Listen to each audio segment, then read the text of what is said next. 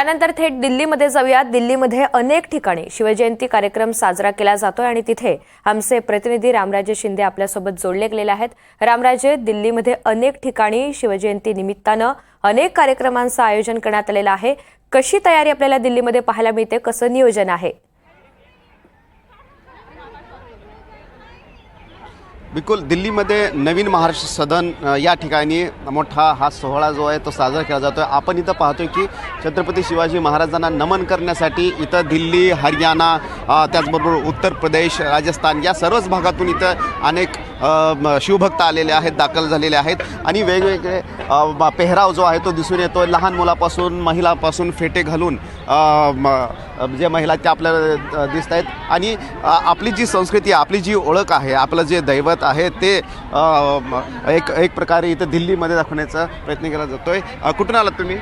आम्ही पुष्पविहारवरून आलोय। अच्छा, दरवर्षी येता काही? हो, दरवर्षी येतोय आम्ही। अच्छा, काय शिकवलं शिवाजी महाराजांनी? काय वाटतं आजचा दिवस आठवण करण्याचा? आजचा दिवस खूप महत्त्वाचा आहे आपल्यासाठी, पूर्ण महाराष्ट्रासाठी, जगभरासाठीच चांगला आहे। जिथे जिथे मराठी लोक राहतात किंवा अदर पण आता छावा मूवी आली आहे, मग त्याहून पण आपल्या पूर्ण भारताला समजेल आपल्या राजांचं काय महान कर्तृत्व होतं ते। काय नाव तुझं?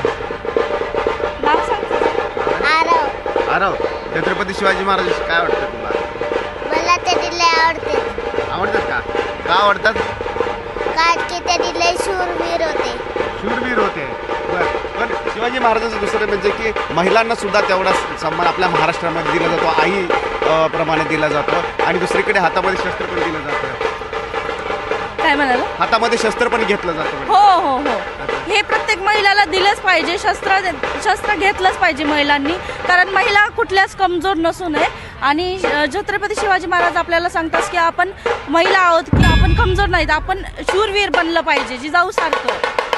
तर हे जिजाऊची शिकवण जी आहे ती असली पाहिजे। आपण इथं पाहतो की हा जो नाशिकचं हे पथक आहे ते इथं आलेलं आहे आणि इथं आता ढोल ताशाचं जे आहे ते वाद्य असणार आहे। त्यानंतर आतमध्ये नवीन महाराष्ट्र सदनाच्या आतमध्ये सुद्धा एक सोहळा केला जाणार आहे। आपण NDTVच्या प्रेक्षकांसाठी दाखवणार आहोत की दिल्लीमध्ये शिवजयंती कशी आहे आणि तयारी आता कशी करण्यात आलेली आहे। थोड्याच वेळामध्ये छत्रपती संभाजीराजे इथे येणार आहेत आणि ते आल्यानंतर आतमध्ये निश्चितपणे आपण पाहतोय रामराजे, जय्यत अशी तयारी करण्यात आलेली आहे आणि अगदी थोड्याच वेळात तिथे सुद्धा कार्यक्रमाला सुरुवात होईल। धन्यवाद सविस्तर माहितीसाठी। आणि